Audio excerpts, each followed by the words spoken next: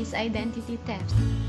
It is a fraud committed or attempted using the identifying information of another person without authority.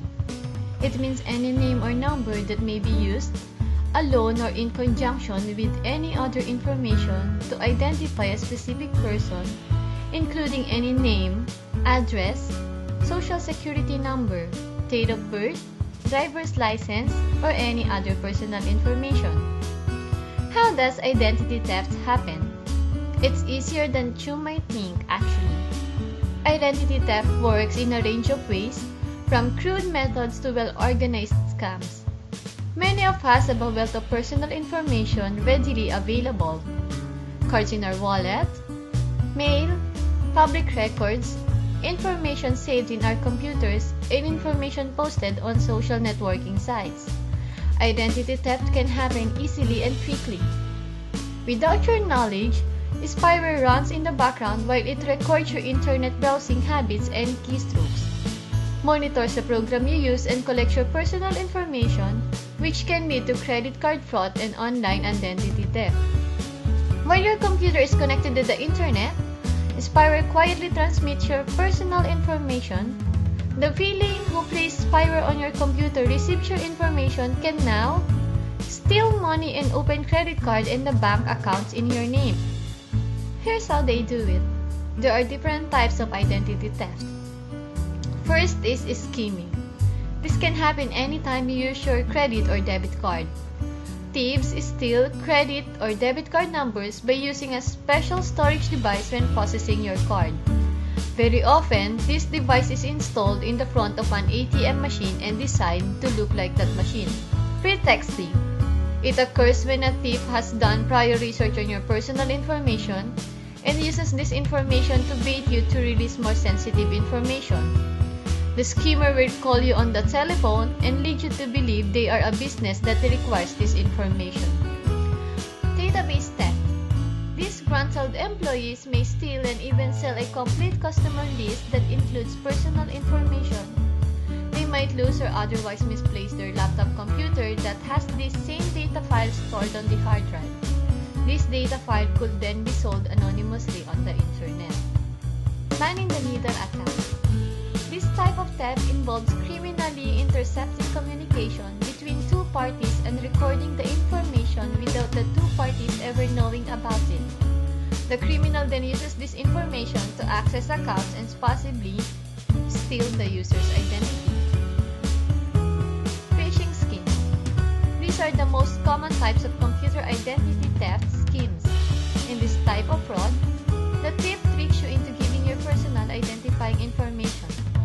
These types of attacks occur through a number of different mediums including social networks, emails, text messages, and standard mail. Farming. This can happen when a hacker tampers with a website host file or domain name system so that URL address requests are rerouted to a fake or spoofed website created by the hacker to capture personal identifying information from victims. Phishing. It is also known as voice phishing. It occurs when the thief contacts an individual over the telephone. In this instance, the scammer poses as an individual working for a legitimate organization. Search engine phishing. This type of phishing occurs when thieves create websites that contain too good to be true offers, services, and other incentives. The website is legitimately indexed into search engines such as Yahoo or Google, so that during the normal course of searching for products or services, individuals can find these offers. Once the individual accesses the website, the user is given incentives and persuaded in such a way that the individual becomes susceptible to give up his or her personal identifying information to take advantage of the offer being given. Malware-based phishing. This scheme occurs when the thief attaches a harmful computer program made to look helpful onto emails, websites, and other electronic documents on the internet. This type of computer program is called malware. The malware uses keyloggers and screen loggers to record your keyboard strokes and sites that you visit on the internet. Phishing through spam. In this scheme, the thief, also known as a spammer, sends repeated spam emails to you. These email messages offer you opportunities for scholarships, business partnerships, or free products. In some instances, the spammer pretends to be a financial institution or organization you might belong to. The spam is sent to prompt you to provide your personal identifying information. Lastly is spear phishing. This scheme is very similar to the email phishing scam, except it attacks businesses. Spear phishers send emails to almost every employee of an organization and can be written to look like it has been sent by a division within the organization, such as the IT or the Human Resources Department. Basically, your identity is valuable to different kinds of people for different reasons. You might be targeted for a line of credit or because an illegal immigrant needs lawful employment and healthcare. Monitoring your credit card isn't enough. You need to pay attention to everything if you're going to catch a thief. It seems kind of ridiculous that if someone acquires a single number, your identity can be stolen. Is there anything that can be done to stop these common causes? Of course. The first step to fighting identity theft is to minimize the risk.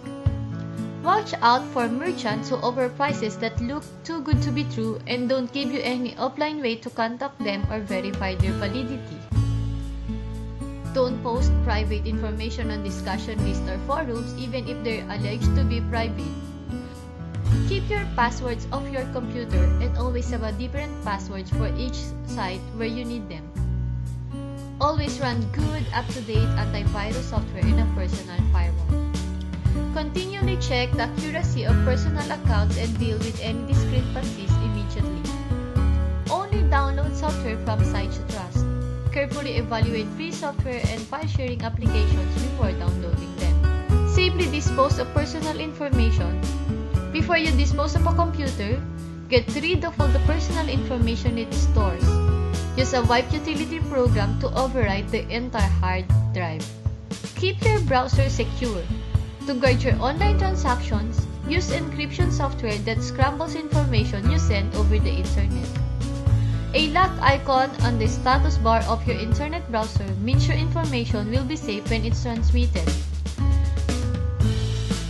The most beneficial skill you can learn is a healthy sense of internet skepticism. As always, give out the minimum amount of information when required and nothing more when asked by companies or businesses that present you with forms to fill out.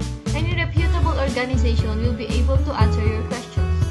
Trust your instincts.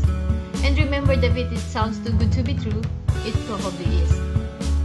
The chances of you personally becoming a victim of identity theft are not huge, but they are growing every day. And do statistics matter when you become one? It costs very little to protect yourself and the peace of mind is well worth the effort. Protect yourself against the people who will steal your name and use it against you.